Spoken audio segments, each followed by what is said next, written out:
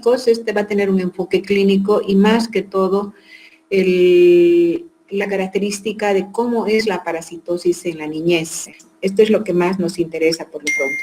Vamos a tratar de sacar un resumen clínico de lo más visto en pediatría. Entonces, ¿cuáles van a ser los objetivos educativos del tema? Que ustedes sean capaces de reconocer esta patología como un problema de salud pública en nuestro medio. Además, identificar qué características epidemiológicas y clínicas tienen, especialmente en niños. Enfatizar en el diagnóstico clínico, los exámenes de laboratorio para un tratamiento adecuado y las oportunas medidas de promoción y de prevención. ¿Cuál es el concepto o la definición de parasitosis?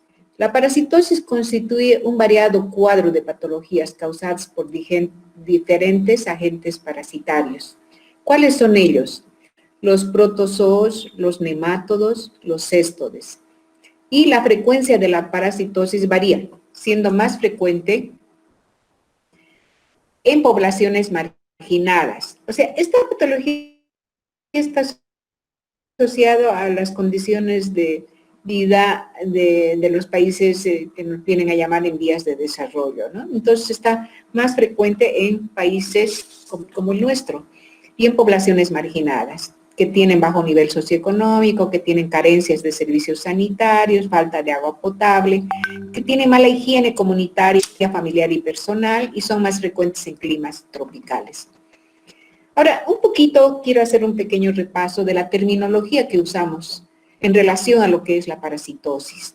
Casi siempre lo usamos y a veces no tenemos el concepto real de la terminología. Entonces, ¿qué es un huésped? El huésped es el individuo que sufre efectos del parasitismo por la presencia del parásito, ¿no? ¿Qué es el vector?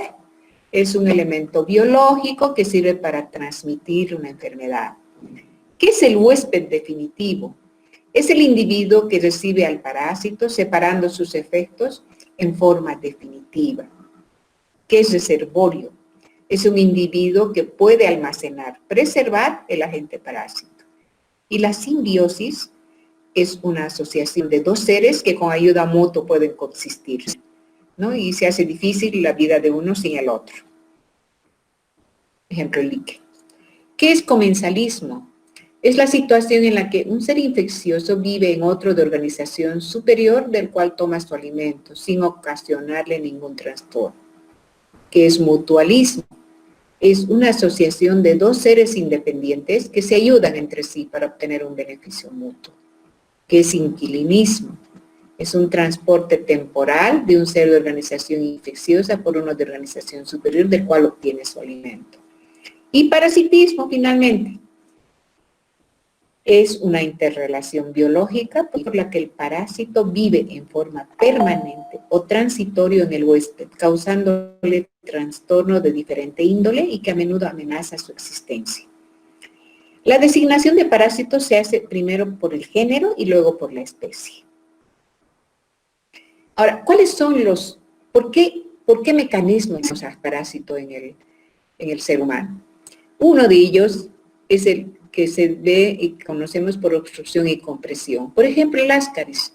El ascaris produce un apelotonamiento en el sistema digestivo, ¿no? Y si bien sus primeras manifestaciones son de tipo alérgico, pero a la larga se va a constituir en masas de parásitos que pueden obstruir inclusive la circulación del sistema digestivo. El cisticercos, de la misma forma a nivel del cerebro, que obstruyen el sistema venoso arterial y allá donde van a provocar lesiones neurológicas. Por otro mecanismo de acción que tienen los parásitos es que en el sitio de la inyección, de la localización, produce una lesión. Ejemplo, el trichura, ¿no? Tenemos efectos bioquímicos, por ejemplo. El parásito, por ejemplo, la ameba, va a producir una sustancia tóxica o metabólica y va a destruir el tejido. ¿Y qué es lo que hace? Va a conformar o va a formar lo que es la úlcera en botón de camisa. El efecto inmunológico es que pueden producir hipersensibilidad en en el organismo. Y en este caso tenemos como ejemplo la esquistosomiasis. Ahora, dentro de los parásitos vamos a tener los helmintos. ¿Qué son? Que se dividen en nemátodos y platelmintos. De estos, los más conocidos son los cestodes y los tremátodos. Como les digo, es un repaso de lo que ustedes ya han llevado en parasitología simplemente, no vamos a redundar en ello. Y nos vamos a ir a los nematelmintos. ¿Cuáles son ellos? Que son llamados también gusanos redondos.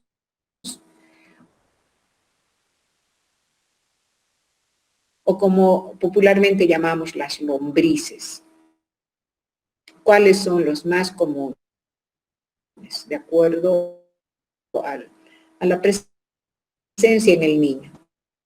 El enterobius vermiculares, el oxiuros, que está a nivel del recto del niño, ¿no? Y que lo característico es el rascado anal que tiene el bebé, el niño.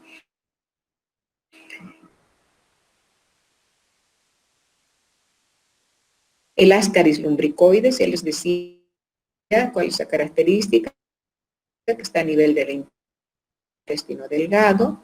El trichuris trichura, que se localiza en el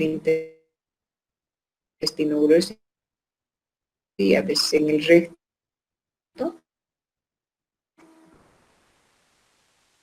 Rectosigmoides.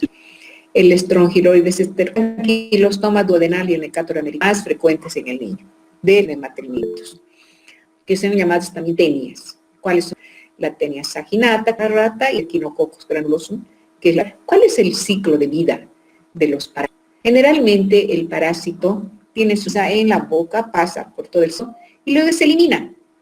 Van a tener una evolución, son como larvas y, por ejemplo, esto ocurre en el anquilosoma, en la parte más tropical, donde hay arena, larva, y luego va a ingresar, se contamina por todo el proceso que les mencionaba. Entonces va a haber todo un ciclo de vida del parásito dentro del organismo del niño. Dentro de ellos ya les mencionaba, el más importante, los más importantes, el anquilostoma duodenal y el necátor americano, que son denominados las uncinarias, ¿no? O sea, son los gusanos redondos que dijimos, ¿no? Su ubicación va a ser en el intestino delgado.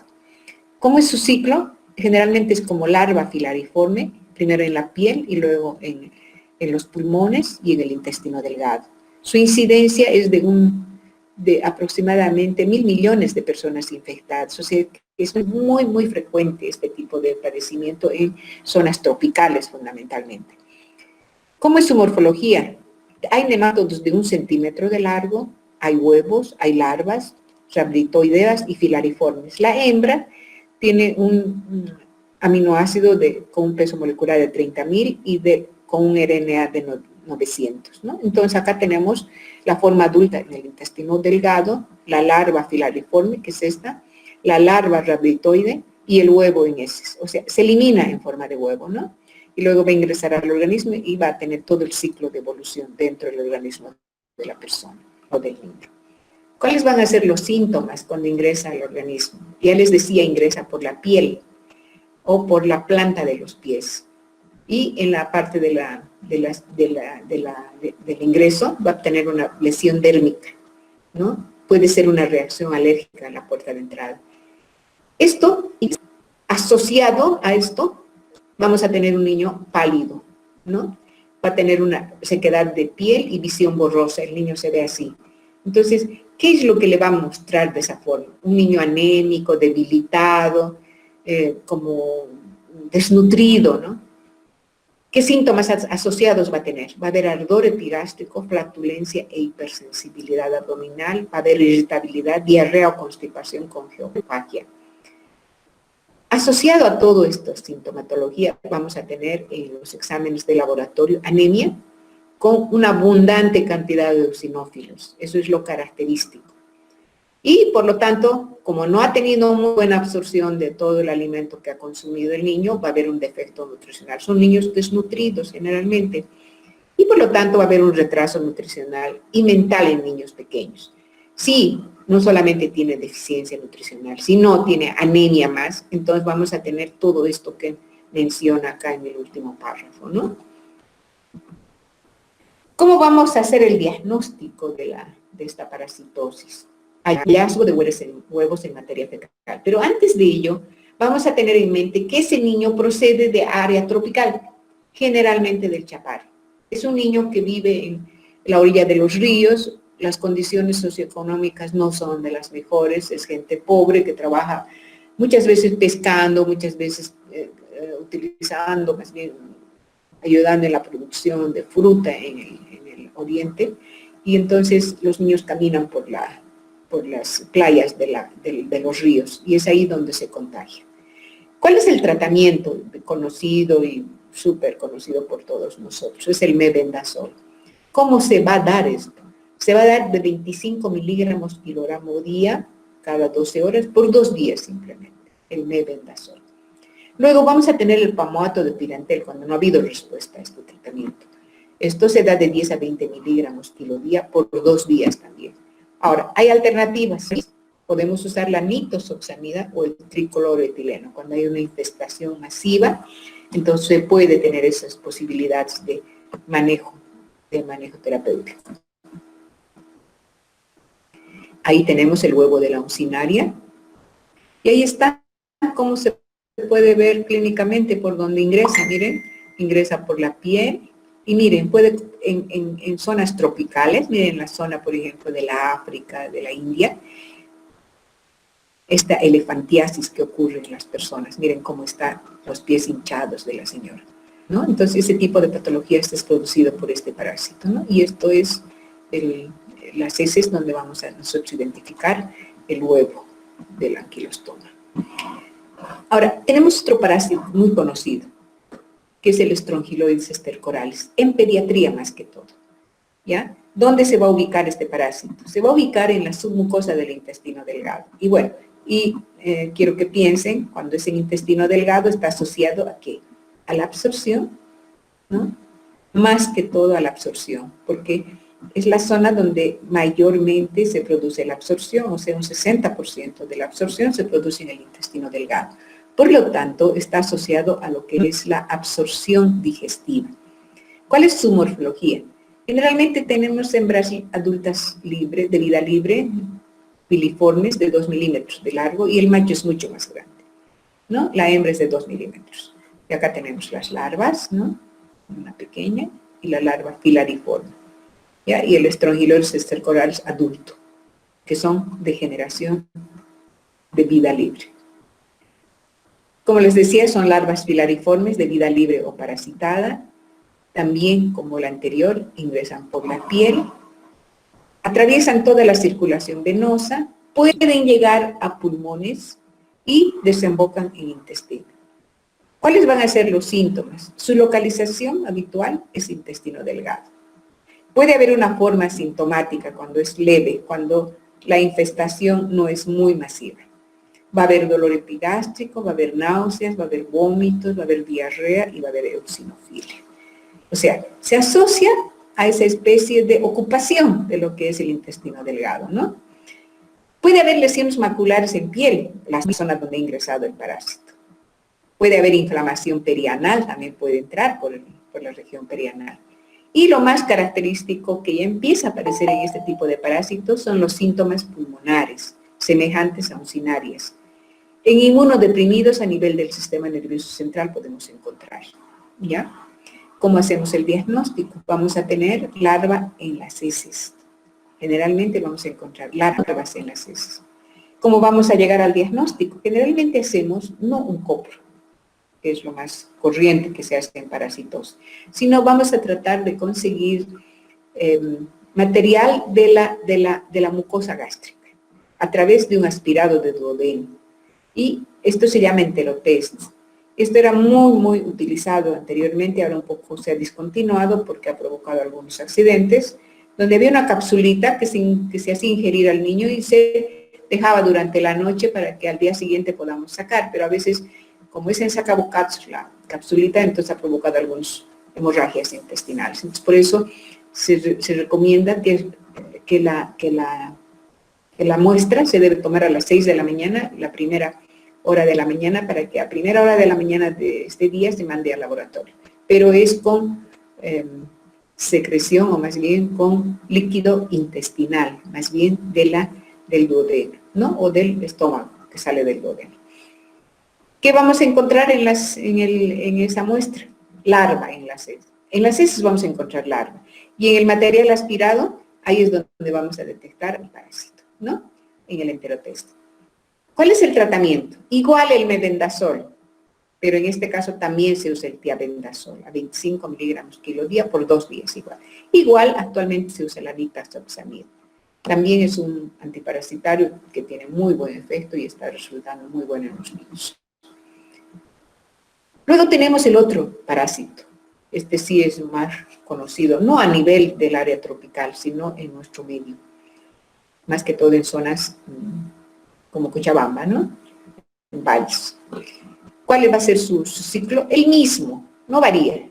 Entra por el sistema digestivo, intestino delgado, intestino grueso, se elimina, se puede eliminar en las heces y se elimina en forma de quiste, que tiene dos núcleos. Y este se va a multiplicar y luego va a evolucionar en forma de larvas y luego podemos ingerir en forma de quiste y estos va a evolucionar en forma de larvas.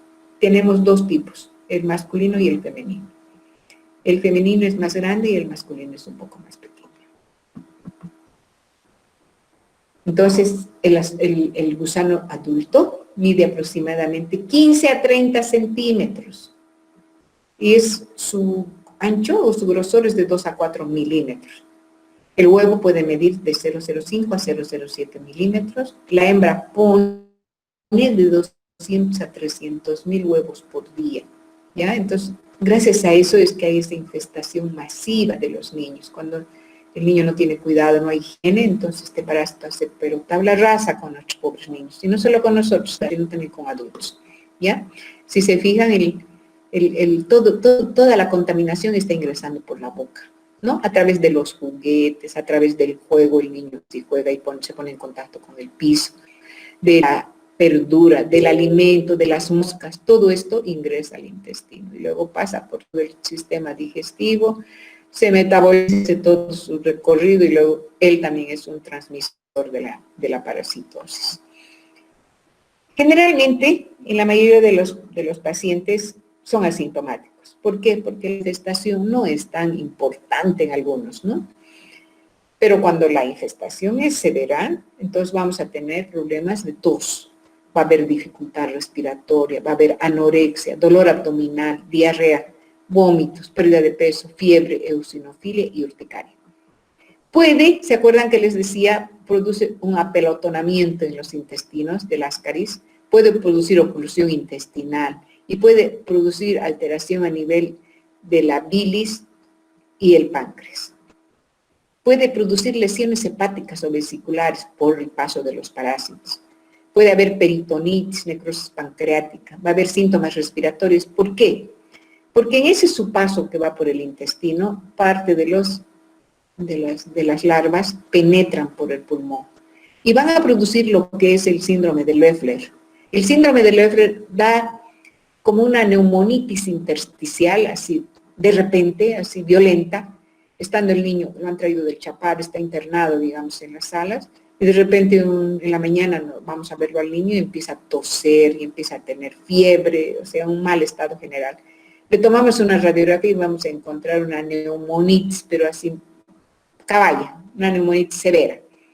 Y vamos a ver que simplemente el paso del parásito es una reacción alérgica. A esto nosotros llamamos síndrome de Loeffler.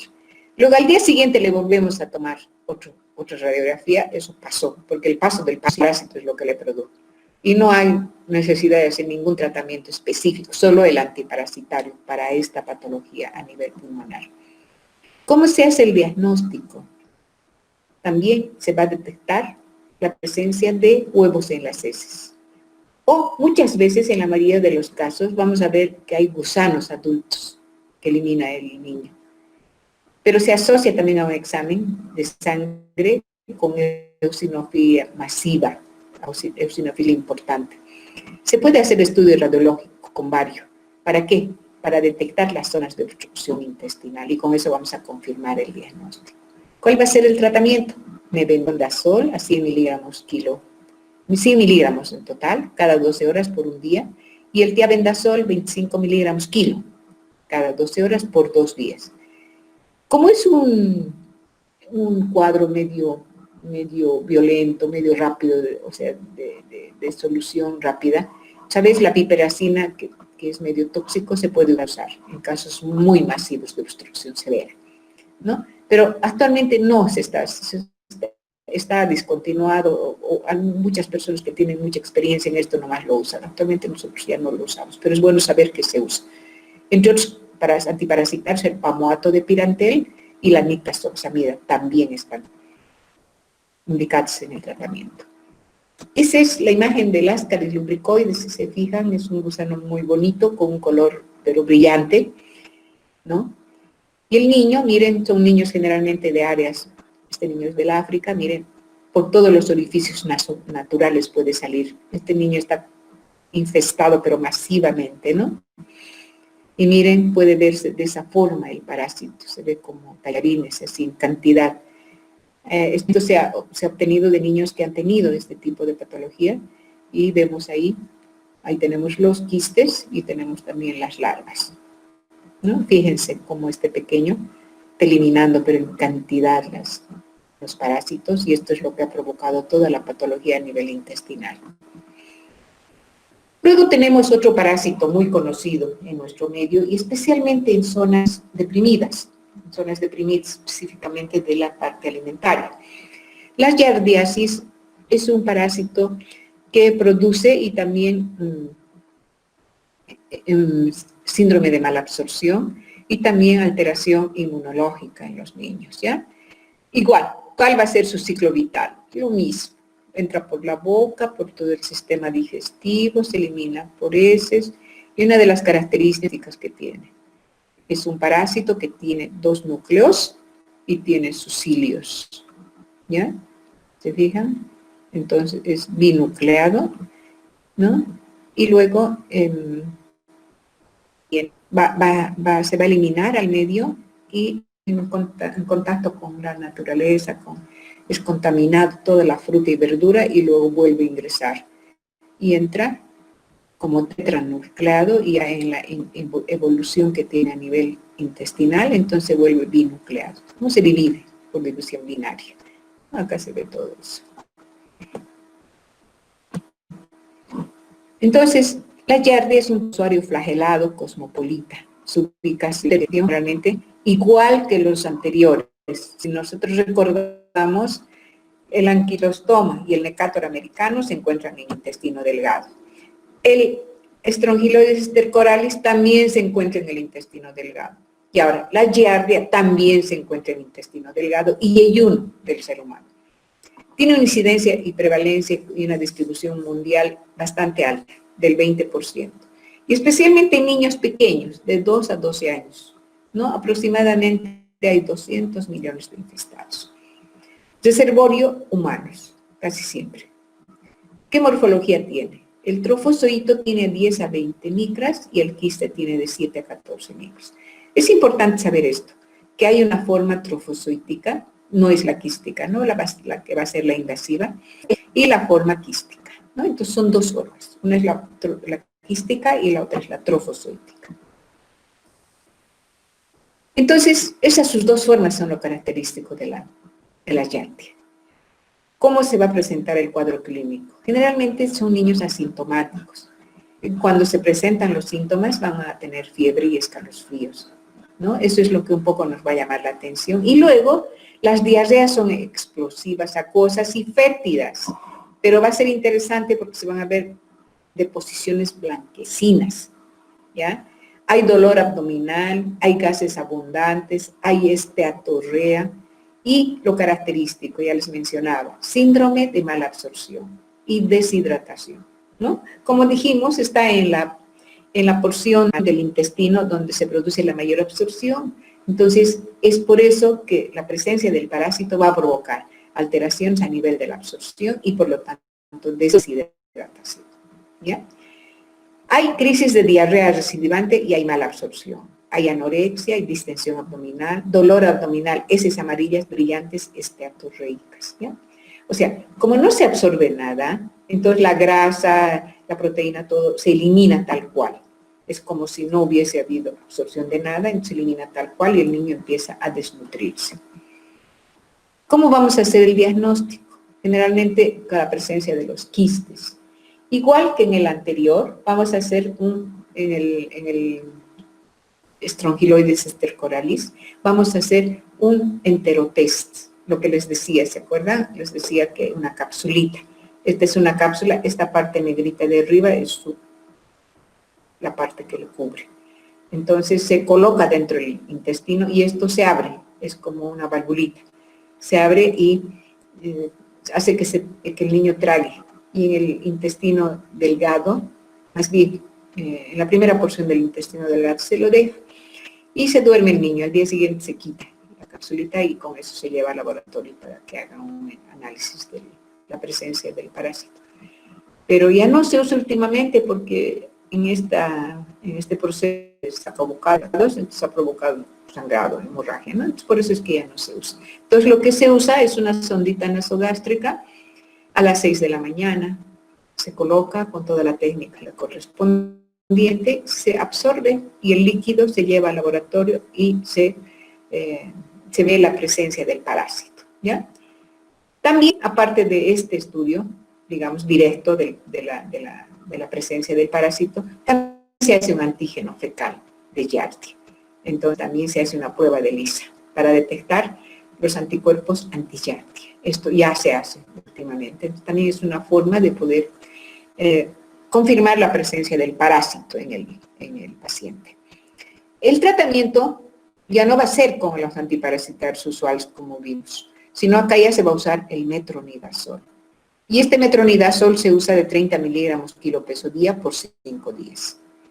Las alternativas son el tinidazol, que es de 30 a 50 miligramos, y este tinidazol se da por 3 días.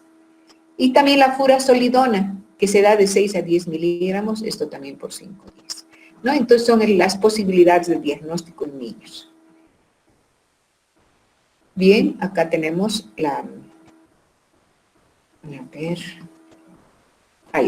esta que vimos es la Enterobius vermicularis, ¿no? Igual que los otros parásitos, ingresa por la boca, hace todos sus recorridos, se elimina por heces, el huevito a nivel perianal, también presenta un ciclo vital, una evolución, y va a provocar toda la serie de manifestaciones clínicas que va a tener el niño. Ah, no, este es de la Yardi también. Sí, es una imagen de la Yardi. Vamos a ver el otro.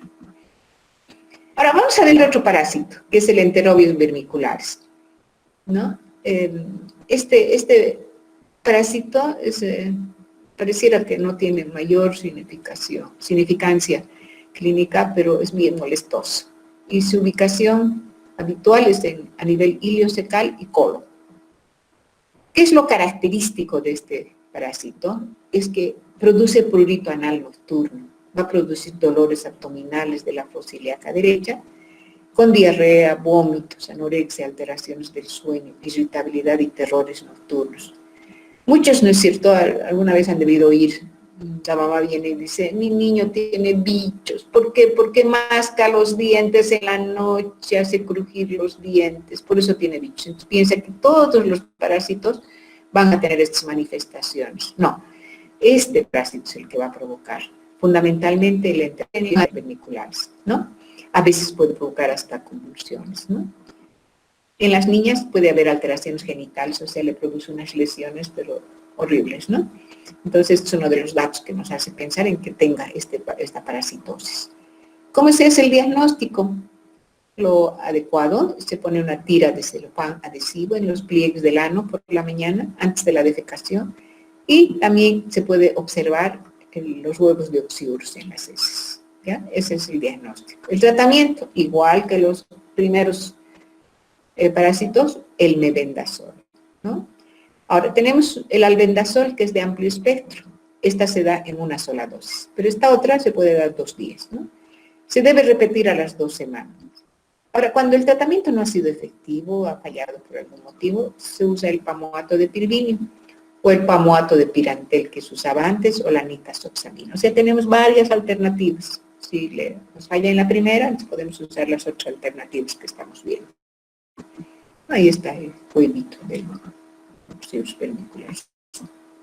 Miren cómo a nivel del recto se puede presentar este tipo de imagen. ¿Bien? Ahora, tenemos al Trichuris trichura, el mismo ciclo vital. No vamos a, estoy colocando simplemente para que lo visualicemos, pero es el mismo ciclo vital, ¿no? ¿Dónde se ubica el Trichuris trichura? También en el intestino delgado, pero también en el grueso, sí. El gusano tiene forma de látigo. Las hembras tienen 50 milímetros de largo y el macho 35. Los huevos también 50 micras, pero no milímetros, ¿no? Y las larvas, más o menos, tienen larvas de 1000 a 2000. Hay larvas, más bien, y los huevos de 1000 a 2000 huevos por día. ¿Ya? ¿Cuál es la frecuencia? En algunos lugares, hay lugares endémicos, ¿no? En algunos lugares hasta un 90% puede provocar patología. En el mundo se dice 500 millones de infectados. ¿Cuáles son los síntomas? Flatulencia, malestar, pérdida de apetito y de peso.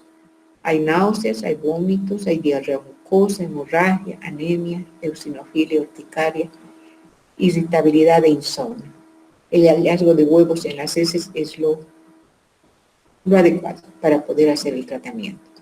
Y el tratamiento es mebendazol por 3 días en este caso, ya no por 2. ¿Ya?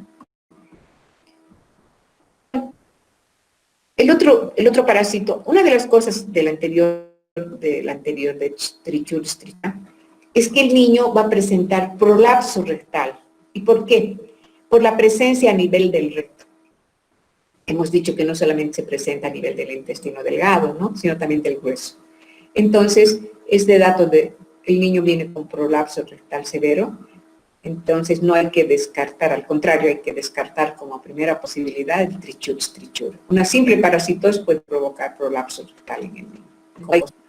¿Ya? La triquinosis, que es la triquinella spiralis, que es lo que va a provocar en el paciente: vómitos, diarrea, fiebre, edema de predominio periorbitario, dolores musculares en cuello, extremidades y tórax. Hay un exantema cutáneo, urticariedad, eosinofilia muy elevada, esplenomegalia, hay signos meningios, cuadros de encefalitis y miocarditis. ¿Cómo vamos a hacer el diagnóstico? Siempre y cuando haya un ambiente epidémico en la zona. La clínica es la clave y la presencia de eosinofilia. Luego se produce o se realiza la prueba intradérmica, también por prueba de Lisa, ¿no? Y aquí tenemos tricocefalosis. Esas son las imágenes femenino y del masculino, y el huevito que ahí lo tenemos. La tenia saginata y la sólido. El ciclo vital, el mismo, para no repetirlo. ¿Ya? Ahí está la tenia solitaria. La tenia saginata y sólido, miren. ¿Se acuerdan que dijimos que son gusanos planos? A diferencia del ascaris y del otro que es redondo. ¿Ya? La tenia saginata generalmente son asintomáticos, a veces el paciente no se da cuenta. Solo hay leves molestias abdominales y diarreas ocasionales. La tenia sólido.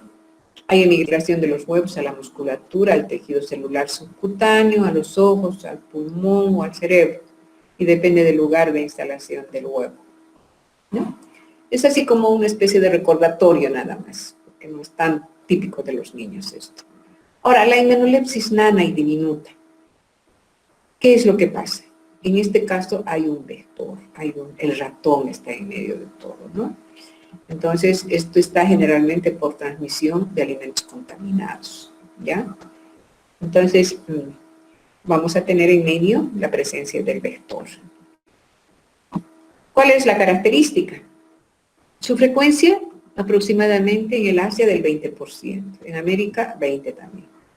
Se dice que en Paraguay es del 11% y en el mundo hay 20 millones de infestados. Su ubicación también intestino delgado. La incidencia cosmopolita es común en climas cálidos y secos, más en niños que en adultos. El reservorio es en humanos. La morfología tiene la forma de un platelminto, cesto de hermafrodito de cuerpo plano, mide de 2 a 3 centímetros de largo y 1 milímetro de ancho. Generalmente el paciente se encuentra asintomático, o a veces hay leve enteritis, o sea, discreto, molestia abdominal. Puede haber diarrea o no. Puede haber dolor abdominal, palidez, pérdida de peso y debilidad. A veces cuando hay compromiso neurológico puede haber mareos, cefalalgias, convulsiones, alergia. Su diagnóstico también va a ser con copro. El copro es el camino. Acá el tratamiento es distinto. Acá se va a dar la niclosamida, 1 gramo por día por 7 días, y el praziquantel, 25 miligramos por kilogramo en una sola toma, y se repite a los 10 días. Otra alternativa también es la nitazoxamida. También un pequeño recuerdo, pero no es nuestro tema porque en niños no es muy frecuente esto. El criptosporidio, que se produce por ingesta de agua contaminada y alimentos contaminados, ¿no? Miren dónde, en la piscina generalmente es donde el niño puede adquirir esta contaminación, ¿ya? El ciclo vital es el mismo. Y esto se presenta generalmente en inmunocompetencia, en niños que tienen alguna inmunosupresión. ¿Cómo se va a presentar? Como diarrea crónica autolimitada, hay dolor abdominal y hay náuseas. En los comprometidos, en los inmunocomprometidos, vamos a tener diarrea crónica que dura mucho tiempo y deposiciones abundantes. Va a haber desnutrición, va a haber malnutrición, va a haber colangitis esclerosante y colecistitis. Ahora, casi vamos a aterrizar y vamos a terminar con este tema que es muy importante y que para todos nosotros es bien conocido y algunos ha debido sufrirlo, que es la entamoeba histolítica, o sea, la amebiasis, ¿no? Igual que los otros parásitos, se produce por la ingesta de agua y alimentos contaminados.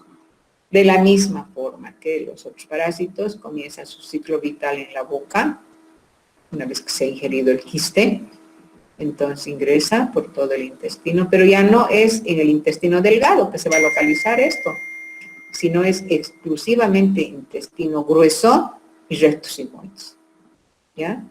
Intestino grueso, ¿ya? ¿Cuál es la característica de esta parasitosis? Es la presencia de la úlcera en botón de camisa, o sea que tiene se ve la lesión chiquita, pero adentro es donde tiene la mayor problema de la lesión, ¿no? Las heces eliminan los huevos, ¿no? Son tetranucleados, ¿ya? Y luego se dividen en 2. Ahora, si ustedes se acuerdan, en la giardia también, pero en la giardia, ¿qué era? Binucleados, ¿no es cierto? 2 ojitos tenía, como una niña con lentes y cabello largo, ¿no es cierto? En cambio acá son 4, entonces es la diferencia. Acá son tetranucleados, en el otro es así como esto, ¿no? Entonces, luego se divide y luego se produce la multiplicación y se produce la forma vegetativa, que es la del trofozoito, el trofozoito. Y se produce una eclosión y luego se ingiere, y acá adentro se produce la forma invasiva, que es la presencia del trofozoito del parásito. ¿Ya? A ver, vamos a ver.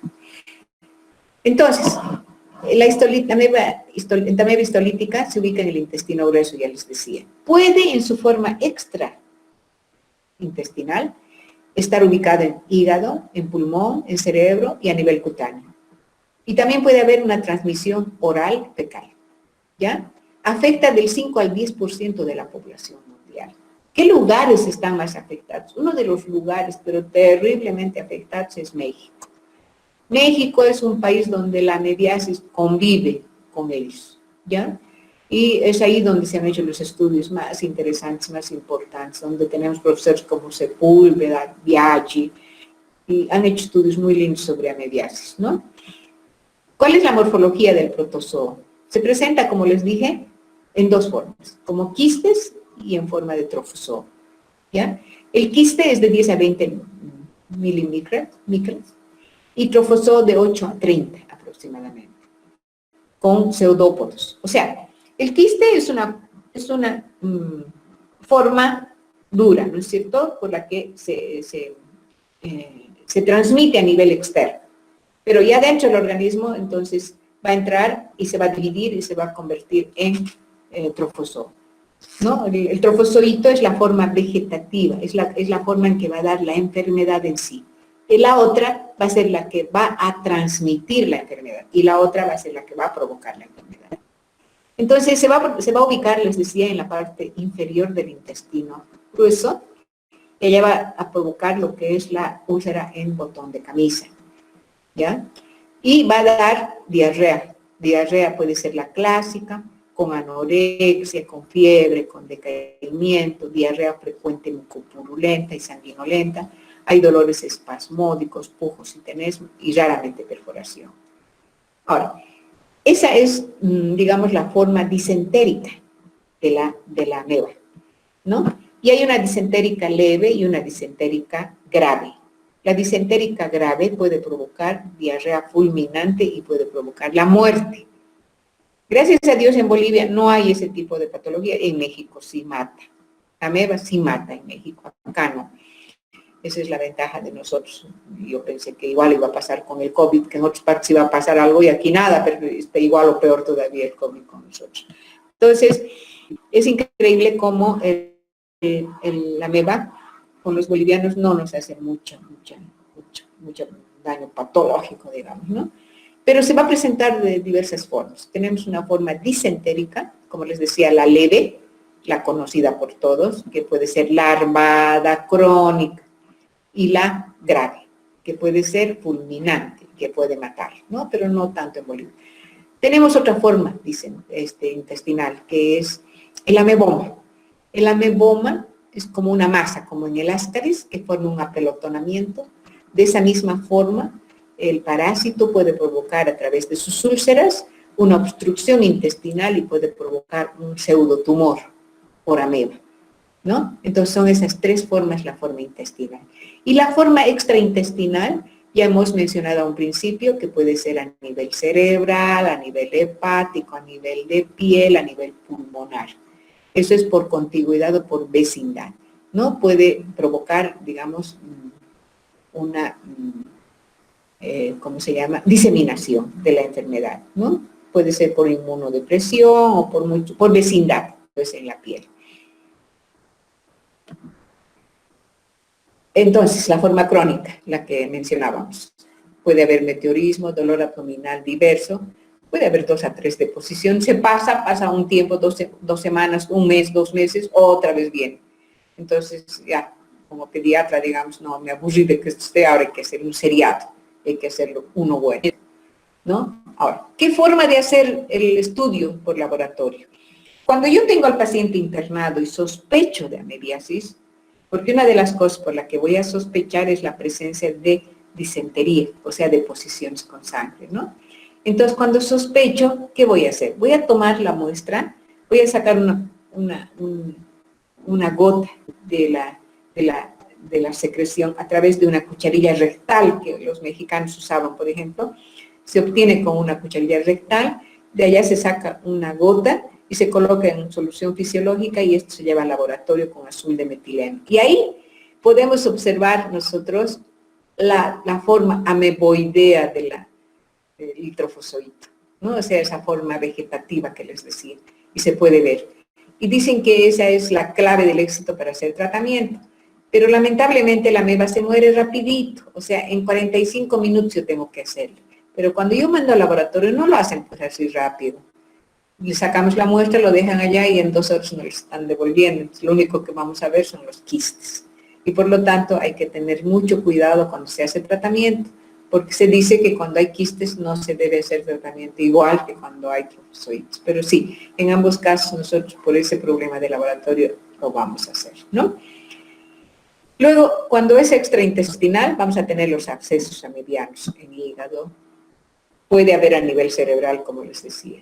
Puede haber a nivel pulmonar, a nivel pericárdico, en riñones, en tejido celular subcutáneo. Entonces, el diagnóstico se va a hacer con examen de heces frescas que les decía, con ese hisopado de la mucosa intestinal. Y las heces seriadas vamos a hacer cuando el material es purulento. Hay un método indirecto de hacer el examen, que es la detección de anticuerpos. Anticuerpos antiameba, ya se obtiene actualmente. Se puede hacer. El tratamiento de elección es el metronidazol. Ya no es 30 como en la Giardia. Aquí vamos a dar de 50 miligramos kilopeso y aquí se va a cumplir un esquema de 7 a 10 días, ¿ya? Con muy buenos resultados. La otra alternativa se da la abreviada, el tinidazol, que también les he mencionado, que es por 2 a 3 días, ¿ya? El tinidazol. El nivorazol, que es un derivado también de estos imidazólicos, que también se da 1 gramo diario por 5 a 10 días. Esto es en adultos, no en niños, ¿ya? Otra alternativa de tratamiento es el diodohidroxiquinoleína en la forma crónica, la cloroquina, que era antigua forma de manejar la ameba, y la nitazoxamida, que hemos visto en otros parásitos que también se puede usar. ¿Ya? Y este es el quiste de la ameba. Esta es la Giardia. La forma intestinal, disentería fulminante o ameboma, se va a presentar como dolor abdominal, diarrea con moco y sangre, úlceras en la mucosa, peritonitis por perforación, granulomas amebianos. Y en la forma extraintestinal tenemos la cutánea, la meningia y otros.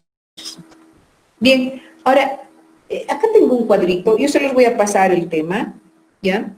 Es un cuadrito bien interesante, donde tengo una relación de no patógenos observados en materia fecal. A veces nos reportan todos estos que estamos viendo acá.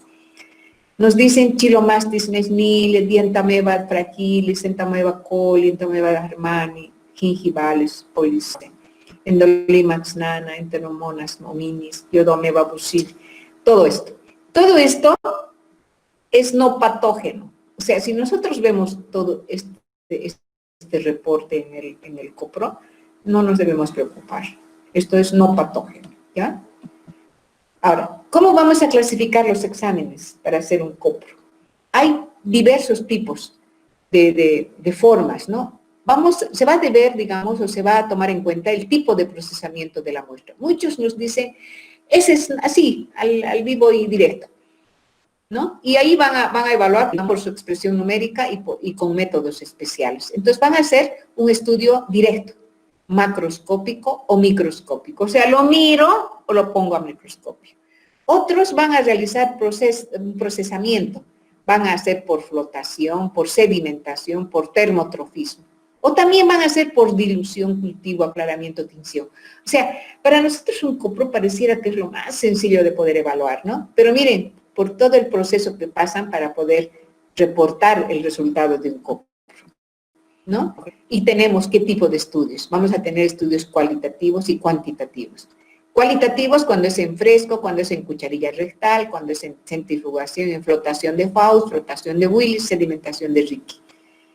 Y cuando son cuantitativos, vamos a ver por concentración, que es de Ferreira, dilución de Stoll, y toda esta lista de los probables cuantitativos que voy a yo solicitar. Entonces es bueno saber este tipo de estudios para que no nos confundamos y a veces nos dan un estudio, un resultado y no podemos entender, ¿no? Y aquí una tablita para que ustedes tengan una guía del parásito o el helminto, el método diagnóstico más adecuado que se va a hacer, la muestra que se solicita y el estadio en la que yo voy a detectar y voy a diagnosticar el cuadro, ¿ya? Lo mismo acá en los protozoarios, ¿no? Todo lo que es, para mí va a ser importante de poder tener como una listita, ¿ya? Entonces, ahora, ¿cuáles son los fármacos de elección? ¿No? Para el Ascaris es el albendazol, mebendazol, pomoato de pirentel. Para la oncinaria, así. Todo lo que acabamos de decir es un resumen que logré hacerlo y que les va a servir. Yo se los voy a pasar el tema. Esto pueden tenerlo en el bolsillo, es muy buena ayuda a memoria, ¿ya?